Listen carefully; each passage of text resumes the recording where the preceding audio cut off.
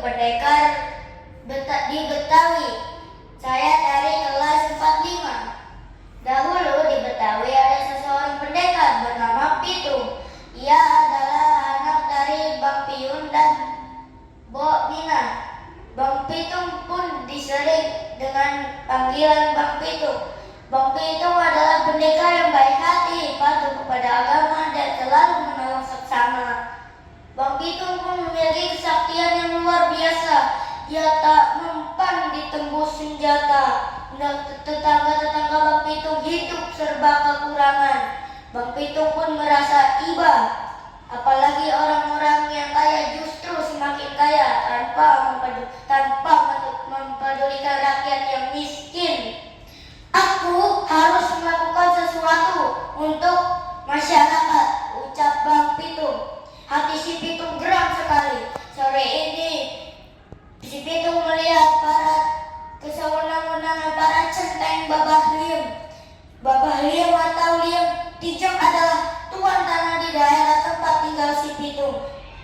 Babah Liem menjadi tuan tanah dengan memberikan sejumlah uang pada pemerintah Belanda. Selain itu, ia juga bersedia membayar pajak yang tinggi pada pemerintah Belanda. Itulah sebabnya Babah Liem mempekerjakan centeng-centengnya untuk merampas harta rakyat dan menarik pajak yang jumlahnya mencekik leher. Si Pitung bertekad ia harus melawan para centeng Babah Liem. Pitung mencari seorang guru yang dapat mengajarkan ilmu bela diri kepadanya. Pilihan jatuh kepada Haji Naipin, seorang ahli bela diri yang dikenal memiliki keahlian yang luar biasa. Dengan tekad yang bulat, Pitung meminta Haji Naipin untuk menjadi gurunya. Beberapa bulan kemudian, si Pitung telah menguasai segala ilmu yang diajarkan oleh Haji Naipin. Haji Naipin berpesan, "Pitung, aku yakin kau bukanlah orang yang sombong. Gunakan ilmu untuk membela diri, bukan untuk menindas. Jangan sekali-sekali kau gunakan untuk menindas orang lain." Si Pitung mencium tangan Haji Naipin, lalu pamit. Ia akan berjuang melawan Babah Liem dan centeng-centengnya. Aksi Bang Pitung pun akhirnya terdengar oleh kompeni Belanda yang menguasai daerah itu. "Kita harus menghentikan Pitung agar kompeni Belanda tidak resah dengan keberadaannya," ucap kepala polisi kompeni Belanda. Berbagai upaya dilakukan, namun Bang Pitung selalu bisa lolos dari pasukan kompeni Belanda.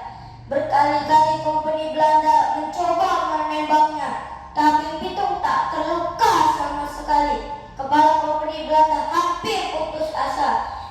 Bagaimana cara menangkap si Pitung? Apakah ia tidak memiliki kelemahan? Tanya kepala kompeni Belanda merasa kesal. Pejabat Belanda ini kemudian berencana untuk menculik ayah dan guru si Pitung, yaitu Bang Piung dan Haji Naipin. Tentara Belanda pun berhasil menangkap keduanya dan mengancam akan memenggal kepalanya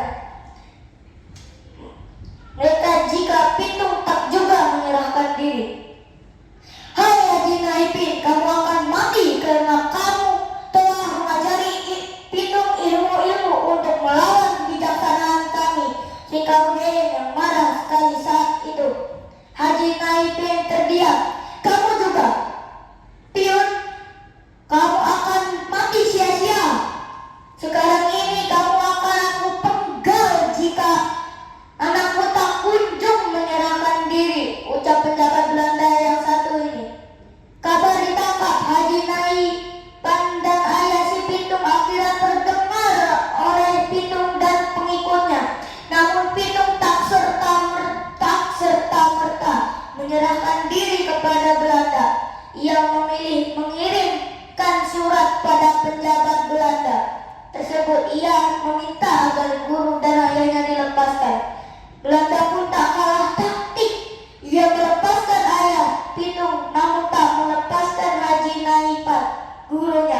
Belanda baru akan melepaskan Haji Naik setelah Pitung menyerahkan diri. Akhirnya Pitung kembali mengajukan syarat. Aku akan menyerahkan diri, tapi tidak untuk dipenggal. Aku akan menebus kesalahanku dengan mengembalikan harta-harta yang telah saya curi, kata Pitung pada surat berikutnya. Belanda pun mengingkari syarat tersebut. Sedang beberapa hari setelah surat persetujuan dari Belanda, Pitung menyerahkan diri. Namun pejabat Belanda mengingkari persetujuan sebelumnya. Suara rentetan peluru pun memecahkan kesunyian. Tubuh si Pitung pun roboh, bersimbah darah. Terkena peluru, para prajurit Belanda, Pak Piun dan Haji Naipin sangat berduka. Akhirnya Pitung meninggal karena luka tembak peluru emas.